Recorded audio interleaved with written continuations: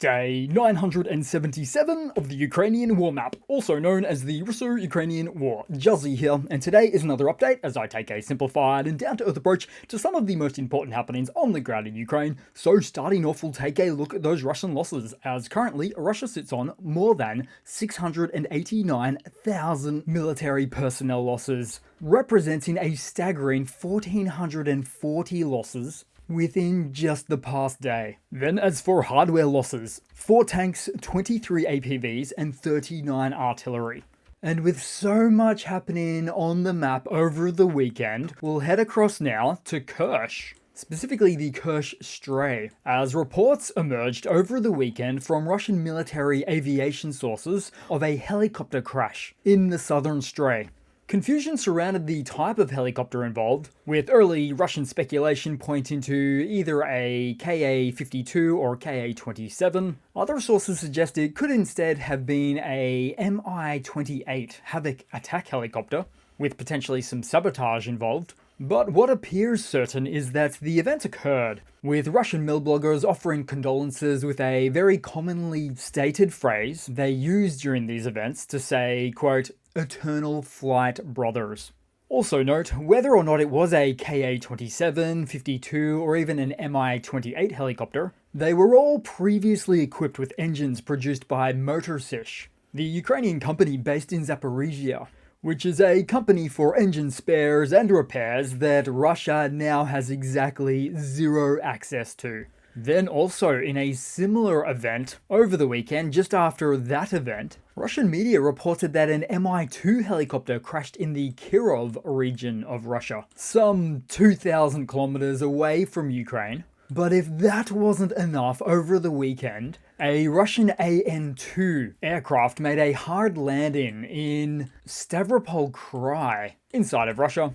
Now, these old planes, first produced in 1947, have often been remobilized by Russia as a means for military transport usage. So it's not been a great weekend for Russian aviation.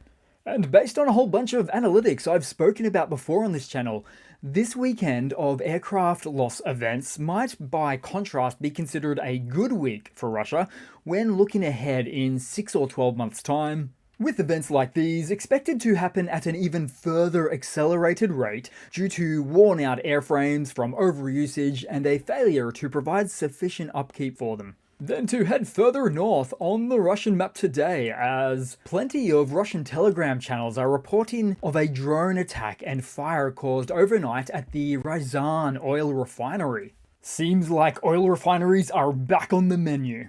Now, problematically, this refinery can handle more than 17 million tons of oil each year, making it the third largest in Russia, which means it deserves to be a heavily protected target from aerial threats. Then we'll head to Kursk, where the AFU most recently has been performing counterattack operations, pushing west on the map in the direction of Lyubimovka and Obukovka, with us seeing several Russian BMP infantry fighting vehicles destroyed on this western approach, which comes just after some AFU cross-border incursions from the south, coming from the Ukrainian settlement of Zhuravka.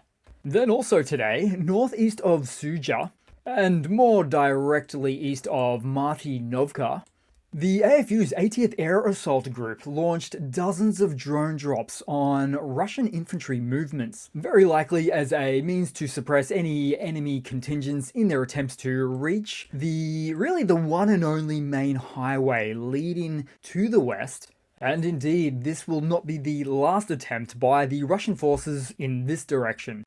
Then as for some North Korean updates on this front, intriguing if not a little dark, as Ukrainian military intelligence call intercepts of members from Russia's 810th Separate Marine Brigade found that Russian soldiers stationed in Kursk expressed doubts about successfully integrating North Korean troops, particularly due to language barriers. But there's no surprises there, especially on the integration front, as Russia's army, when integrating their regular troop formations, leaves a lot to be desired. That is, unless untrained and insufficiently equipped troops thrown into meatwave assaults is what they're going for. Which in many ways I would argue that North Korean troops would fit right in the Russian army.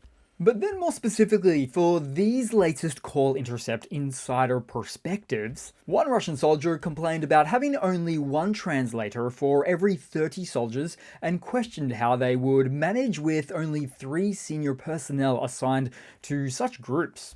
The calls also showed that the Russian soldiers sarcastically referred to the North Koreans as the Chinese, quote unquote, and expressed confusion over how to manage their arrival, with also saying, quote, "Go ahead, eliminate them all. I have issues with my own wounded men already." So the fact that elements of the Russian military are already mislabeling the incoming North Korean soldiers as Chinese and showing clear disdain for the new additions, it all very much highlights their army's lack of interest in effectively integrating North Korean troops into their military structures from the outset anyway.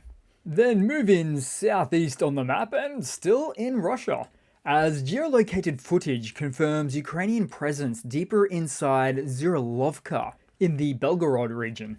Now, we already had some awareness of elements of the Ukrainian military moving into at least the forested areas here, just beyond the border to Ukraine, although those previous shaping operations really appear to have picked up at this point.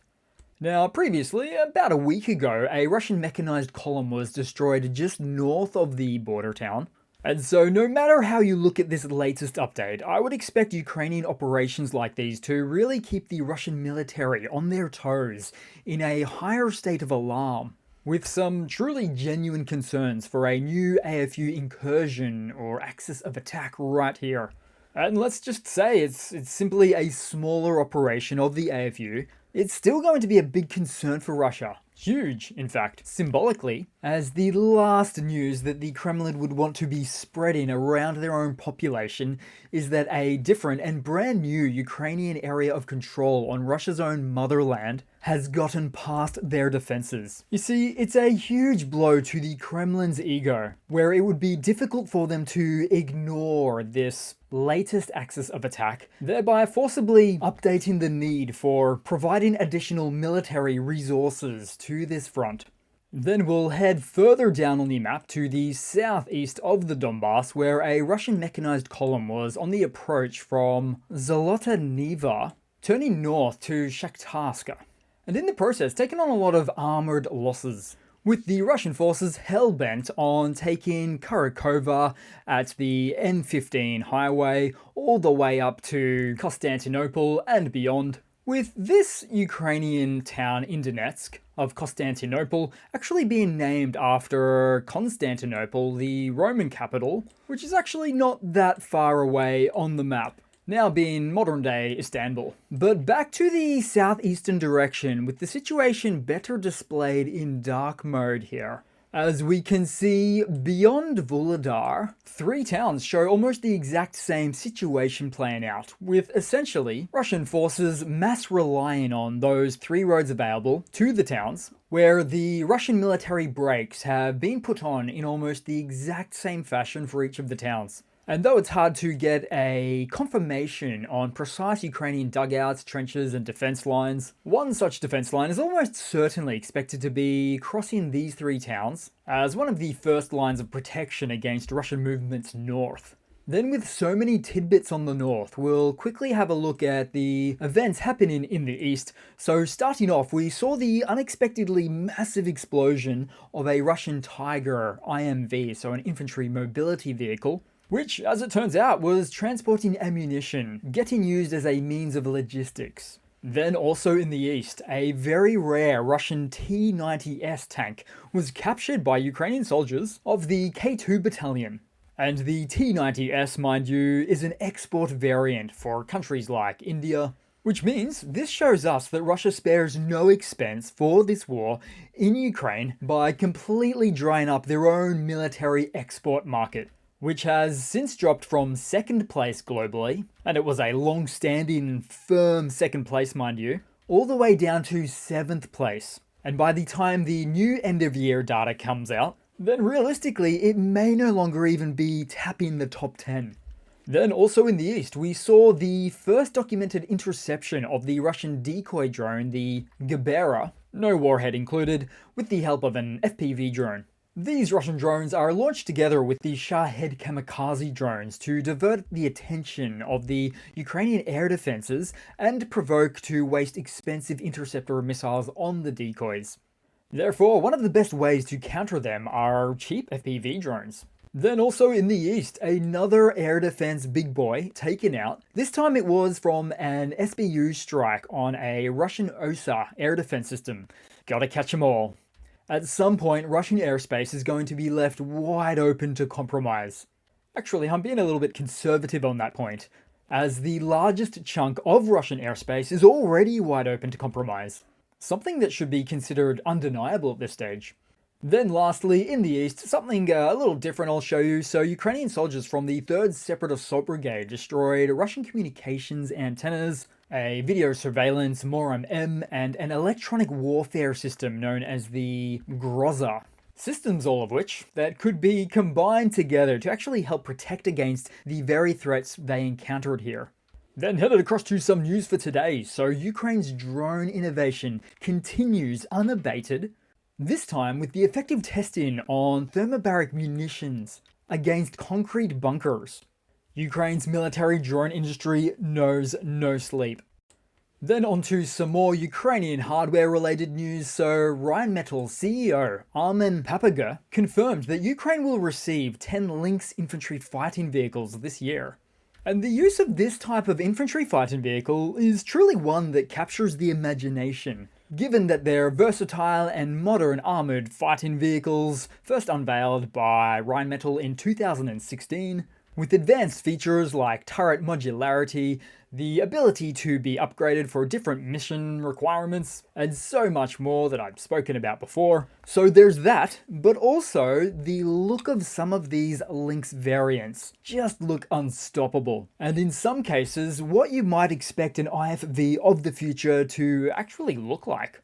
Then to some Russian hardware news updates, one of my favorites. As with this latest video, we still see the Russian army using the RBU-6000 naval rocket launchers attached to ground vehicles, with quite literally using a sledgehammer to hammer in the old rocket munitions into the old warped barrels. Plus, it should go without saying, but the RBU-6000 designed for anti-submarine warfare on ships was never designed for land-based platforms. So in adapting it to a ground vehicle like the MTLB would be extremely challenging due to different operational environments and technical requirements. For instance, stabilization, firing angles, accuracy. Not to mention the logistical requirements for the weapon would be a bit of a nightmare given the cumbersome nature of the rockets. But even worse than everything I've just mentioned, the expected range? A mere 6 kilometers. I believe that's 3.8 miles. Not a great deal. Especially given that we live in a world now where the range of a now old first generation Ukrainian fielded quadcopter with an RPG warhead strapped to its belly was more than capable of reaching this range. Meaning that what we see here is completely impractical and shows you how dire the state of Russian artillery affairs are. Then moving across to some quite enormous Russian economy news for the day, as Russia has just raised its key interest rate by 200 basis points from 19% to 21%. Moving to a historic high and blowing right past that 20% mark. This decision was driven by continued rise in inflation, which has significantly surpassed the central bank's forecasts. It's also due to increased domestic demand, supply-side limitations, and additional government spending, particularly on their SMO, all having contributed to the inflationary pressures that Russia now faces. And so as a result, this rate hike is part of an effort to control inflation and stabilize the economy of what is a severely destabilized economy, with the central bank's interest rates expected to go even higher than this, because Nabiulina, the governor of the Central Bank of Russia, has said of the event that, well, quote, I'll quote her here, there is no highest point for the central bank's key rate. Okay, go Russia, reach for the stars. But on a serious note, Russia is slowly destroying their economy from the inside out. Then headed across to a quick funny to round it all off for today, guys. And something I know many of you have been waiting for, as reports that World War II relics are making a comeback. T34 tanks, straight out of the museums and the history books, as they have been reportedly dusted off for training at the Russian military sites within Russia. And yep, you heard right, T-34s and others like the IS-3, which came just before the T-54 and T-55 series, with the use for military training purposes not making a great deal of sense if Russians are expected to be equipped with really any tank that we've seen them deploy before. So the astonishing big point here is that the T-34s are actually getting used now for military purposes. It's just insane to think. And is perhaps just one small step away from pushing these bad boys to the front lines somewhere down the track soon. Oh, Russia, implementing the T-34 tank in at least one way or another into your military now, you've truly outdone yourself. So thanks again for watching, guys. Things are truly getting just crazy in the information space right now. So much happening. Just what a complex and dire situation it is for Russia, quite progressively. So thanks again for watching, guys, and I do hope to see all of you guys there in the next one. Cheers!